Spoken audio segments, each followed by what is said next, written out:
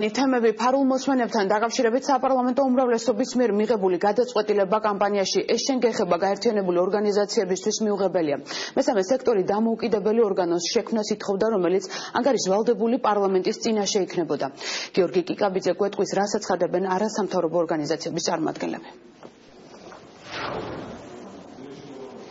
კამპანია ეშენგეხებაში შემავალი არასამთავრობო ორგანიზაციები უნდობლობას უცხადებენ პარლამენტის მიერ წარდგენილი კანონპროექტს, რომლის მიხედვით ფარულ მიყურადება შეიძლება სახელმწიფო უსაფრთხოების სამსახურში შემავალ იურიდიულ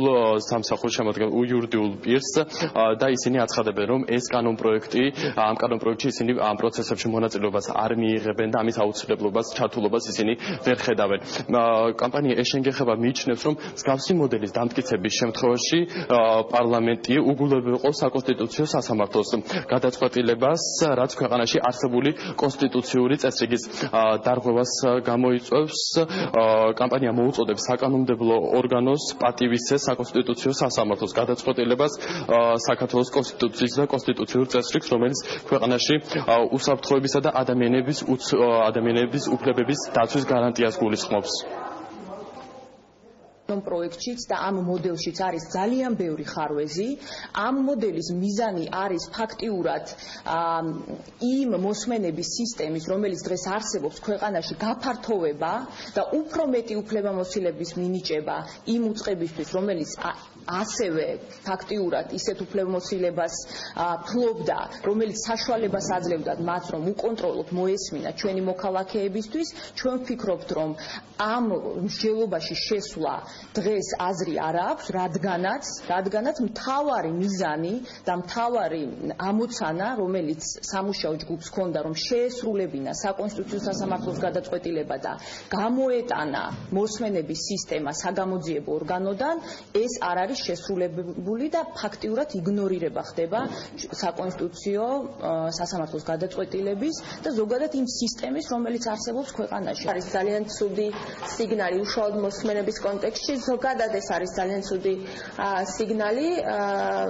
სახელმწიფო უწყებებისთვის, როდესაც ხელისუფლება პირდაპირ ცდილობს ნაცვლად იმისა, რომ დაემორჩილოს და შეასრულოს სასამართლოს გადაწყვეტილება, გვერდი აუაროს მას. მარტივი და ფაქტობრივი რეალობა არის ის, რომ ის მოდელიც, რომელიც ამ ხელისუფლებამ შექმნა და ის მოდელიც, რომელსაც ახლა გვთავაზობს, ორივე არის ექსპერიმენტი, იმიტომ რომ არც ერთ სხვა დემოკრატიულ ქვეყანაში ასეთი მოდელები არ არსებობს. არც ის, რომელიც საკონსტიტუციომ გამოაცხადა არაკონსტიტუციურად და არც ის, რომელსაც როგორც რეფორმას ასე გვთავაზობს ჯგუფი და ხელისუფლება.